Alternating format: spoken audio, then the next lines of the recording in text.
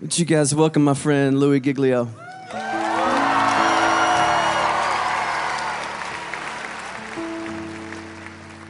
You guys can have a seat. Thank you so much. Man, what a great confession. We're calling this, I think you knew this already, the How Great Is Our God Tour. Not just because God has given Chris this phenomenal song that circled the globe, but we're calling it the How Great Is Our God Tour because we are here tonight worshiping a God that is far beyond anything we could ever dream of or imagine. We are here tonight to worship a huge, massive God of grace and glory.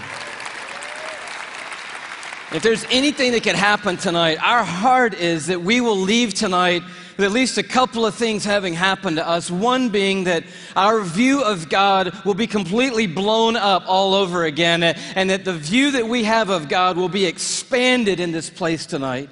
And that we will leave here with the confidence that He is able to hold on to us and hold us together no matter what circumstances come our way in this lifetime. And if you were with us on the Indescribable Tour, we sort of took a swing at that first part, looking at the bigness of God and the greatness of the universe. Anybody make it out to the Indescribable Tour, by the way? A few of you guys were there. The story of it in a nutshell was that the heavens are telling the glory of God. Their expanse declares the work of His hands. In other words, all you have to do is look up and you see the size of the God that we're worshiping tonight. We ended that, just a little review, with this galaxy right here, the Whirlpool Galaxy. You're like, man alive, we're talking about astronomy at a Christian worship service. Why not? The God that we're worshiping tonight is the one who created that right there. It's called the darling of astronomy. The reason why is it's sitting completely perpendicular to us on Earth, and when we look up at it, we get this beautiful view. But check this out. The Whirlpool Galaxy is 31 million light years away from where you're sitting right now. Okay, they got nothing in here tonight. 31 million light years away. That's just the first little thing we got to catch up with tonight.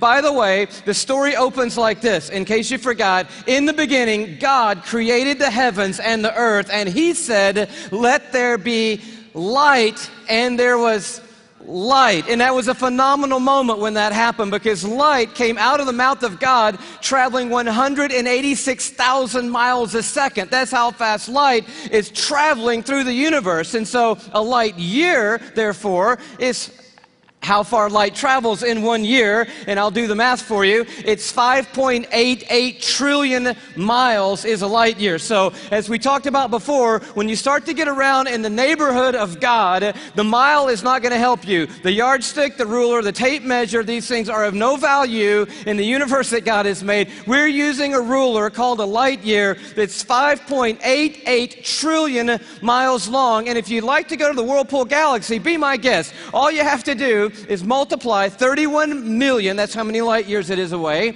by 5.88 trillion miles, and that's the distance that you've got to cover.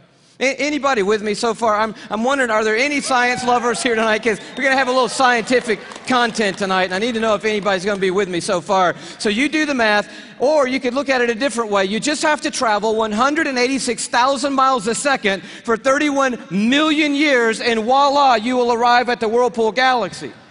Second thing that's pretty stunning, given that our God made that, is it contains 300 billion stars. In that one galaxy, 300 billion stars. And it is one of hundreds of billions of other galaxies in the known universe that God has made. And it just reminds us all over again tonight, man, this God that we're singing to tonight, He's enormous. He's bigger than anything we've ever dreamed of. He's bigger than our wildest imagination of Him. But we ended by looking inside that thing, and this is pretty stunning. Those of you who've seen it remember, but the Hubble Space Telescope is circling the Earth at 360 miles above the Earth, and it takes amazing images of these galaxies and other phenomena of the cosmos, and it looked into that white core of the Whirlpool Galaxy, and lo and behold, there is a black hole in there. And we'd never seen it before until Hubble could take an image of it, and I found this on NASA's site, hubblesite.org. This is what Hubble sent back to us from 31 million light years away from the black hole core of the Whirlpool Galaxy. They send us back this image right here, and it's just crazy. It's crazy.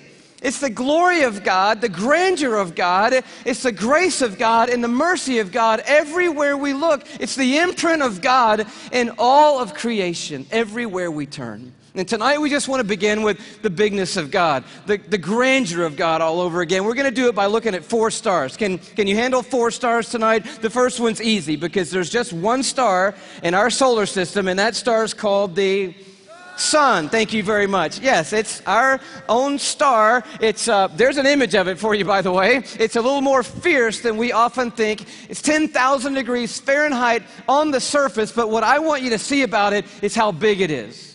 It's 93 million miles away, so when you're looking up in the sky, it's pretty good pace out there. By the way, light traveling 186,000 miles a second. It's only taken 8 minutes to cover that 93 million mile journey to touch your skin here in Atlanta, Georgia. But what I want you to see is the size of it. It's like 1,000,000 times the size of the earth, and that matters to us tonight when you hear what the psalmist said. Listen to his words. By the word of the Lord, this is Psalm 33, the heavens were made. In other words, God didn't lift a finger when he made the universe. By the word of the Lord, the heavens were made. But he goes on to say, their starry hosts by the breath of his mouth. So we're looking at something so intense that we don't want to get any closer than 93 million miles away, which is what we are right now. And then we read that God just breathes out stars. It's crazy to think about it. 1,000,000 times the size of the earth. So here's a little perspective that sort of changed my life. If the earth were the size of a golf ball, okay, the sun would be 15 feet in diameter. Okay, that didn't seem to move anybody either, so let me try it a different way. Let me just try it just a different way. I thought I might need this, so I brought a golf ball, okay? So all through the evening, this is going to represent Earth, all right? So this is where we are. I need everybody in the building to look as closely as you can and find yourself, okay? And when you found yourself, I want you to nod your head so that I know you've located you on the earth, okay? You nodding your head? Okay, you found yourself. If the earth were a golf ball, the sun would be 15 feet in diameter. That's not 15 feet in diameter. Can we blow that up just a hair and maybe give them 15 feet in diameter? So here's a little perspective for you, okay? Is this working for anybody? Here we are on the earth, and that's the sun. It's so big. It's so big you could put 960,000 Earths inside the sun. So if the earth were a golf ball and the sun were 15 feet in diameter, you could put 960,000 golf balls inside that 15-foot diameter sun. That's enough golf balls, by the way, because I know that seems like a big number, to fill a school bus with golf balls could fit inside the 15-foot in diameter sun. It's a massive star, and it's one of hundreds of billions of stars in the Milky Way galaxy, our cul-de-sac in the neighborhood called the cosmos that God has made. It's huge, and we're worshiping a star-breathing God tonight. But I want to tell you about the second star, okay?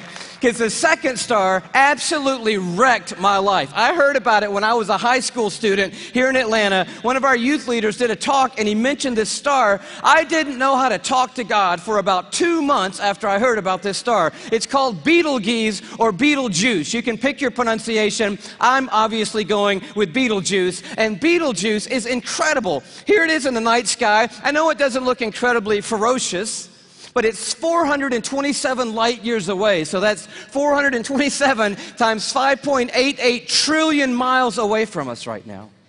Draw it in a little closer with the Hubble Space Telescope, and you can start to get a little bit of the feeling of its intensity. But this is the crazy thing about Betelgeuse. Are you ready for this? Betelgeuse is twice the size. Are you ready? You think I'm going to say twice the size of the sun? Oh no, it's twice the size of the Earth's orbit around the sun, Betelgeuse is. It's crazy. If the earth were a golf ball, Betelgeuse would be the height of 6 Empire State Buildings on top of each other. Now, come on, have you seen the Empire State Building? I mean, maybe what you're going to need to do is gather the family, get a golf ball, get some plane tickets, and fly up to New York. And you're going to go into Midtown, you're going to take your golf ball and put it on the sidewalk outside the Empire State Building. Don't worry about people thinking you're crazy. They're not even going to notice you in New York. You're going to go across the street. You're going to look up at the Empire State Building and imagine 5 more Empire State Buildings on top of the Empire State Building. That's Betelgeuse, and that's the earth, and somewhere you're on it.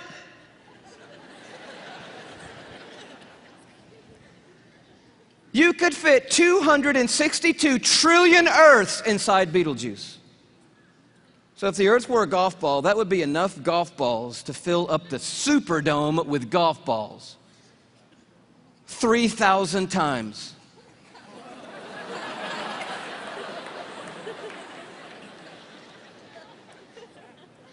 When I heard that as a teenager, that stumped me right there. Because most of my praying had been advising God, correcting God, suggesting things to God, drawing diagrams for God, reviewing things with God, counseling God. The third star, can you go a little bit bigger with me? The third star is called Musifi.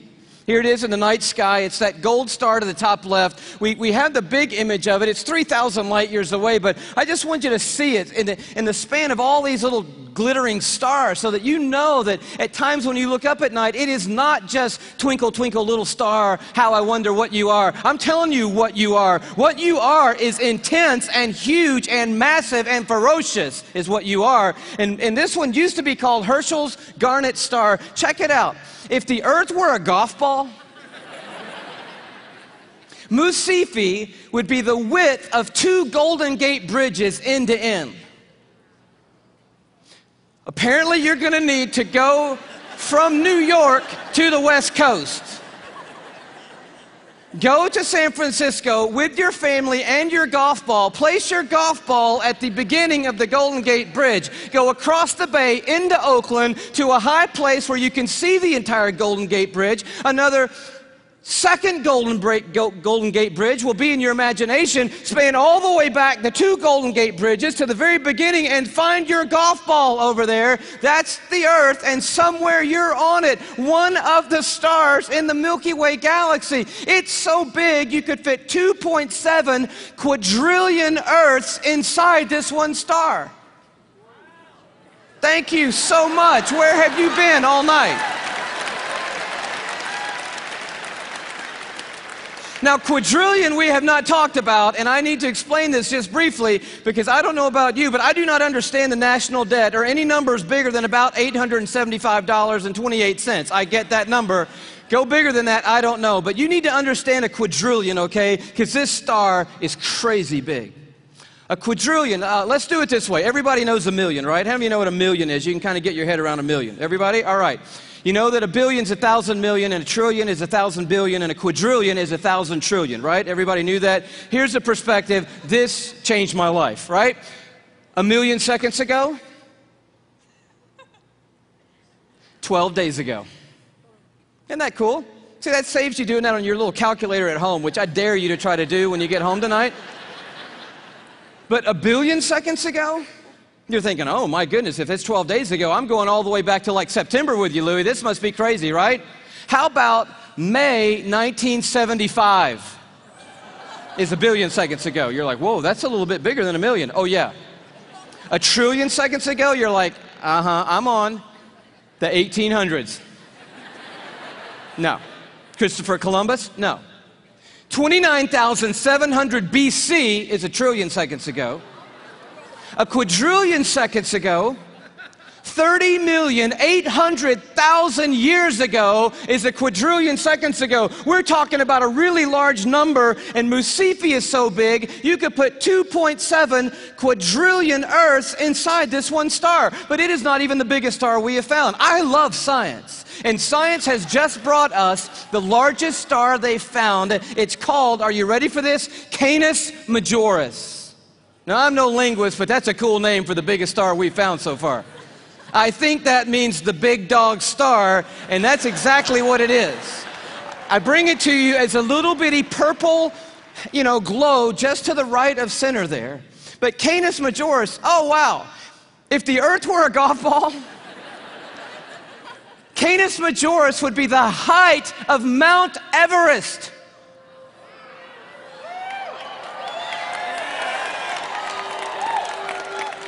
Thank you. You just saved your family plane fare from California to Kathmandu, Nepal. Almost 6 miles above sea level, the highest point on the planet, and I just dare you to get up there and unzip the parka and pull out your golf ball.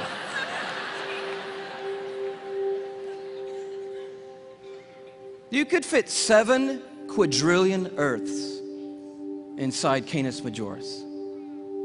That's enough Earths, if the Earth were a golf ball, to cover the entire state of Texas in golf balls, 22 inches deep. You see the one you're on?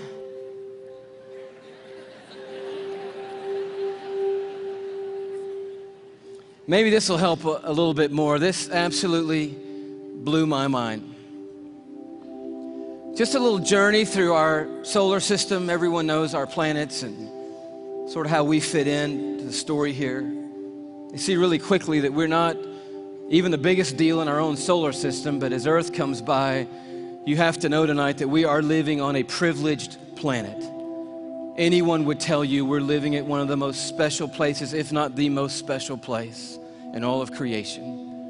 But Neptune comes by and Saturn and then Jupiter, and you're like, okay, we're not all that big, even in our own little cul-de-sac.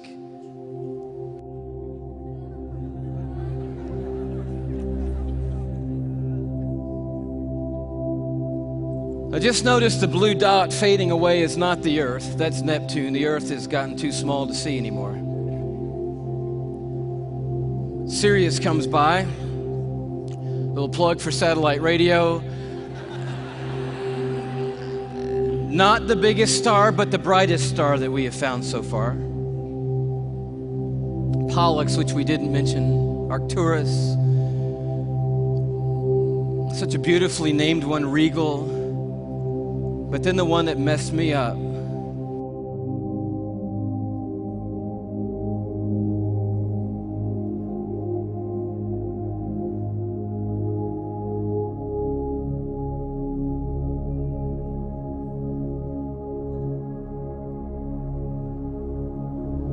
Our third star, Musifi.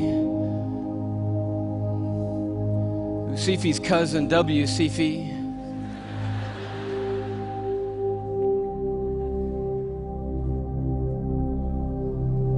And Canis Majoris.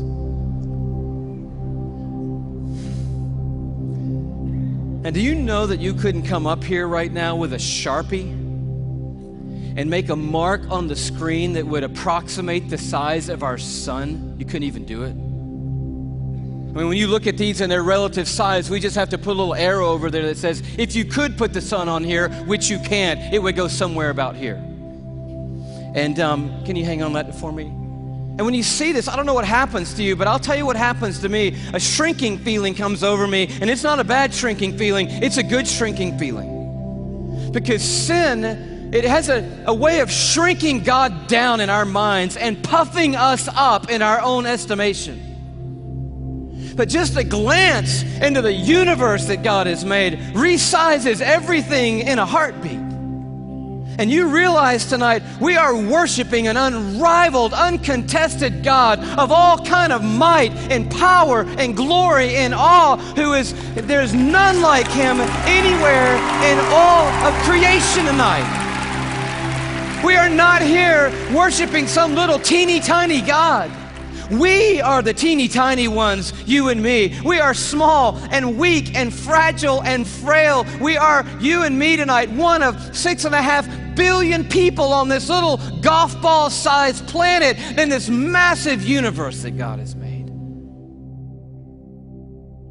But I'll tell you, the miracle of tonight is crazy, and crazier to me than the size of any star, is that though we are but a vapor, you and me, and tiny and frail, we are marked by majesty. And we have been created in the very image of the God who breathes out the stars and put the universe into place. You and I are fashioned and formed and ordained by the God of all creation. We are fearfully and wonderfully made, you and I. We are a miracle. You're a miracle sitting in the building tonight. If I could just remind you just for a moment, you are somebody incredibly special. Let me just dial back to the beginning, and I know you know this already, but in the very, very beginning, here's how you happened, okay? One cell from your mom found one cell from your dad. Now, there's more involved in that than that, but that's enough for us right now. And by the way, we should applaud the one cell from your dad, because that one cell did a pretty heroic thing to be the one cell in the story that we're talking about tonight. One cell from your mom met up with one cell from your dad, each one carrying 23 chromosomes. The one from your mom was carrying half of her DNA. The one from your dad was carrying half of his DNA. And those two cells met and merged into one single cell. And when they did, those chromosomes matched, and they began to form together a brand new DNA code. Using 4 characters, 4 nucleotides, they begin to write out what we have now discovered is the 3 billion character description of who you are, written in the language of God. They wrote out your DNA, your human genome of 3 billion characters made up of those 4 simple nucleotides. And when they did, they described who God had ordained you to be. In that one little simple cell. Scientists say if you took the DNA out of that one little cell and stretched it out, that DNA would be 6 feet long. 3 billion characters stretched out to 6 feet long. So amazing that if I were to read your DNA, reading 1 character per second, night and day, it would take me 96 years just to read the description of you. And when they formed together, they wrote out and painted a picture which had never been written before in the history of humankind. And then that cell did the unthinkable. It set out to build that model from one cell. I'm telling you, you are a miracle sitting in this building tonight. And you have come a long, long way. I mean, here you are. This may not be in the family photo album, but here you are at 3 days old. 16 cells of you. You say, what in the world is that? It's a 16-cell human embryo on the tip of a safety pin at incredible magnification. So by now, that one cell had turned into 16 cells on its way to making the 75 trillion cells that make up your body tonight. Every one of those 75 trillion cells containing that 6 feet of the 3 billion character DNA code that's you. There's so much DNA in your body, by the way. If you stretched it all end to end, there'd be enough DNA to go to the moon and back inside your body. 178,000 times. That's how amazing God has made you to be. 75 trillion cells in your body. And when I told you that, 50,000 of those cells died and were replaced by brand new cells when I told you that. And then just now, 50,000 more cells died and were replaced by brand new cells. It's happening every 3 seconds, day and night, all the days of your existence. And you wonder why you're tired all the time. I'll tell you, you're doing some amazing stuff night and day. We're miracles, you and me. I love the way Augustine said it, one of the great fathers of the church and of the faith. He just nailed it when he said it like this. Men go abroad to wonder at the height of mountains, the huge waves of the sea, the long course of rivers, the vast compass of the ocean, the circular motion of the stars.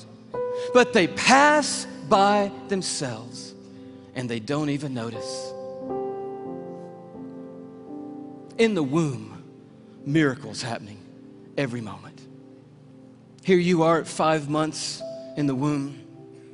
You remember those days? Those were the good old days. And just miracles happening every second. Let me tell you about one. 1 million optic nerve endings left the optic nerve center of your brain in the womb, headed for 1 million optic nerves that had left your eye. And they had to meet and match their exact partner, 1 million looking for 1 million. And when they found their exact partner out of 1 million and matched up together, in that instant you had sight. And anyone would tell you that to this moment, the most technologically advanced thing on planet Earth is your eye. Oh, but it didn't do you any good, because when that moment happened, you just had one piece of skin completely covering your eyeball. But as I read in one textbook, miraculously and mysteriously at about the 6th month, a little cutting device appeared, and it cut perfectly that piece of skin. And you had eyelids for the very first time in your mother's womb. You are fearfully and wonderfully made. And the God of the heavens is the one who fashioned you together. And He knows your name tonight. And He knows every single thing there is to know about you. And He's made you a promise that for those who trust in Him, He will literally hold them in His hand and carry them all the days of their life. This Psalm 33 that talks about a star-breathing God turns an interesting corner. It says, "For He spoke and it came to be. He commanded and it stood fast." That's power and awe. But now it gets very personal. From heaven, the Lord looks down and sees all mankind. From His dwelling place, He watches all who live on earth. He who forms the hearts of them all and is intimately acquainted with everything they do. And then He goes even further. And He says, "The eyes of the Lord are on those who fear Him, on those who hope in His unfailing love." And here comes this promise: to deliver them from death and to keep them alive in famine. And that is the promise tonight, because this building and our world is filled with hurting people, with lives that are spinning out of control, with pain that we didn't ask for or could never imagine. And God is making a promise to us tonight. He's saying, "I am a universe maker and I am a heart former, but I'm also big enough to be intimately acquainted with all the circumstances of every one of your lives. And I promise you, no matter what comes in this lifetime, no matter how difficult the road or how dark the night, I will hold on to you, and I will literally hold you together and carry you through any and every circumstance that ever comes your way, any moment on this planet." It's the promise of God. And you say, "Well, man, that sounds good, but how do I know that's true in my life right now, Louie?" I mean, that's really what we want to know tonight. And I'll tell you how you can know tonight that God will always hold you together no matter what. It's by looking a little deeper into the human body, and it's a little protein molecule called laminin. Yeah, that's about what I felt the first time I heard that. Long story short, the tour was winding down. Last time around, we were in Tyler, Texas. The night was over. A guy walks up to me. I wish I could tell you the whole story. It was so of God. Introduces himself to me, says, "How are you doing? I just wanted to say hello." I said, "It's nice to meet you." He says, "You guys winding the tour down? Where are you going to go from here?" I said, "Well, I'm on my way back home to Atlanta, Georgia." He said, "Well, what's next for you?" I said, "I'm going to be preaching the next 2 Sundays for my pastor back in Atlanta." He said, "Oh, cool. What are you preaching on?" I said, "Well, the series is on the glory of God in the human body." He said, "That's really amazing. I'm a molecular biologist at the university down the road. Give me your talk." And I was like, oh, wow, I wasn't quite yet ready to unload the talk for a molecular biologist. So I kind of stumbled through what I had, and he's kind of being kind and gracious and like, that's good. And then he says, "Well, what's your big left hook? You got to have a left hook, a big finish, right?" I said, "I don't have a left hook yet." He said, "Oh, Louie, Oh man, your left hook is laminin. And I'm totally blank on laminin. He goes, Louie, it's a cell adhesion molecule. Protein molecule? Do you know about proteins? I'm like, no. He said, Louie, cells organize into certain molecular structures, and that determines what protein there are. There are between 10 and 60,000 proteins in the human body. We don't even know how many proteins are in the human body. But one of them is a cell adhesion molecule. It's organized into this certain structure, and that tells the cell what its job is in the body. And this one is a cell adhesion molecule. And I'm like, all right. He said, no, Louie, it's like the rebar of the human body. The steel they put in the concrete when they lay the foundations of things, it's that stuff. It's holding your membranes together. It's the glue of the human body, Louie. It's laminin. You got to tell them about laminin. And I'm like, I promise you, I'm going home and tell them about laminin. And I'm sure when I do, revival is going to sweep across the church and probably around the world when I tell them. He said, no. You got to see laminin. I'm like, okay, let's see it. He said, no. You need to go look it up online. You need to go Google laminin. I'm like, I don't even know how to spell laminin. Takes his card out. He writes on the back, Laminin. I'm like, okay, I cannot wait to get to my computer and get on Google, click on images, type in laminin, and I'm waiting, and these little thumbnails come up on the screen, and I'm like, wow. That's laminin, the cell adhesion molecule. Woo! I am so excited. I am beside myself. I cannot believe what I'm seeing. I love laminin. I'm so fired up. You should see laminin, I guess. That's the thing, right? Okay. Here is a scientific diagram of the laminin cell adhesion molecule that's holding your body together right now, okay? This is what I found right here.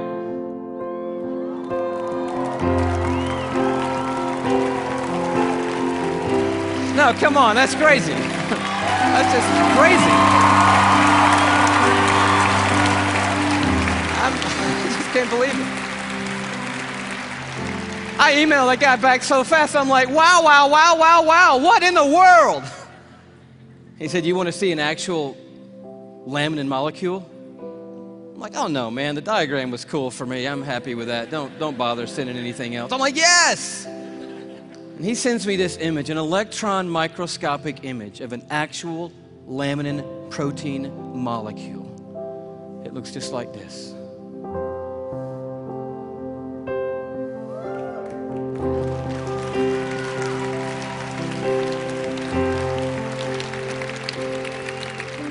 I'm like, how crazy is that?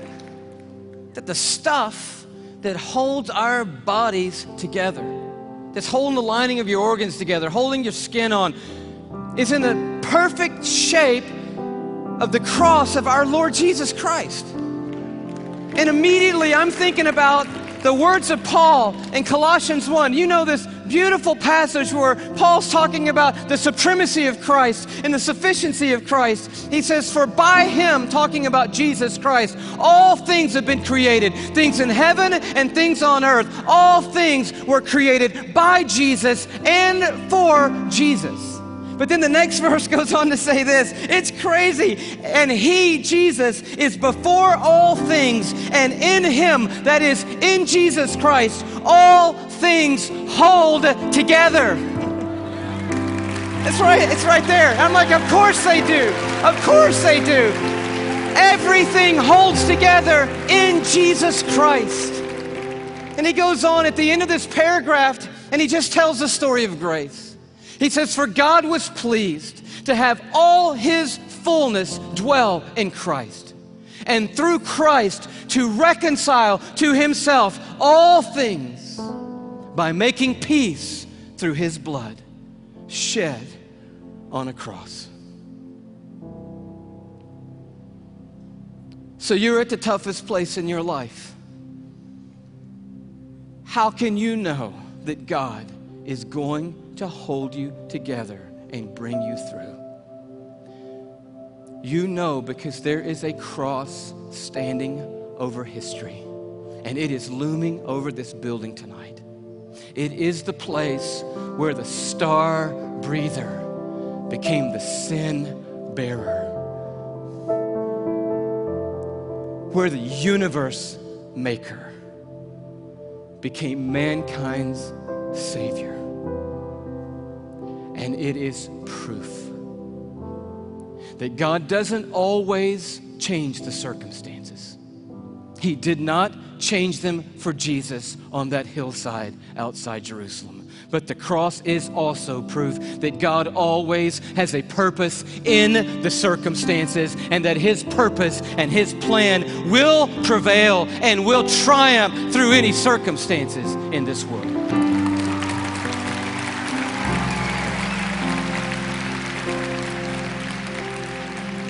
And so we just close with this question. It's found right in the middle of an interesting chapter in Isaiah 40 where it just talks about the expanse of God. He stretches out the heavens like a curtain, like a tent to dwell in. He leads forth the starry host one by one and calls them each by name. But then it takes a turn. And the writer of Isaiah says, "So why do you say, O Jacob? And why do you complain, O Israel? My way is hidden from the Lord."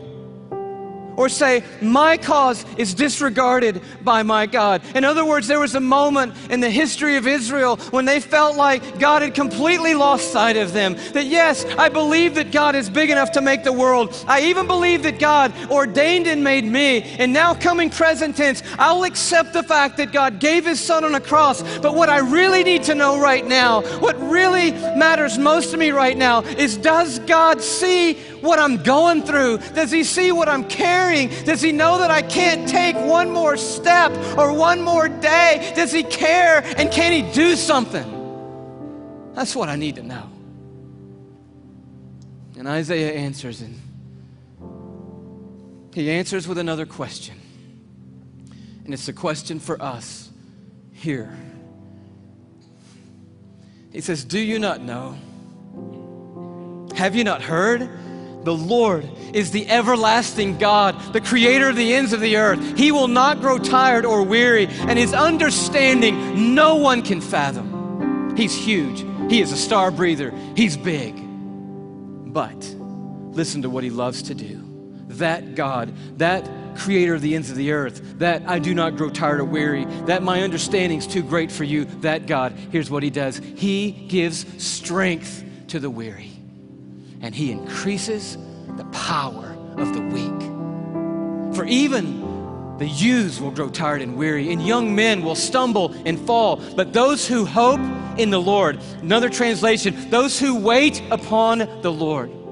The Hebrew word simply means this. When it says hope and wait, it means but those who stand right in the midst of the craziness, right in the midst of the pain, right in the midst of the chaos, right in the valley of the shadow of death, and they don't gloss over it. They're dealing with the hardest stuff in life, but standing in the middle of it, they say, "You know what? I don't see what God's doing. I don't understand what the plan is, but I'll tell you one thing. I am not going to give up on God, and I'm going to stand right here in the middle of this moment, and I'm going to trust that God is sitting on a throne, that He has a purpose for my life and a plan for my life. And I believe I'm going to see the goodness of God in the land of the living, and I'm not going to stop believing that no matter what."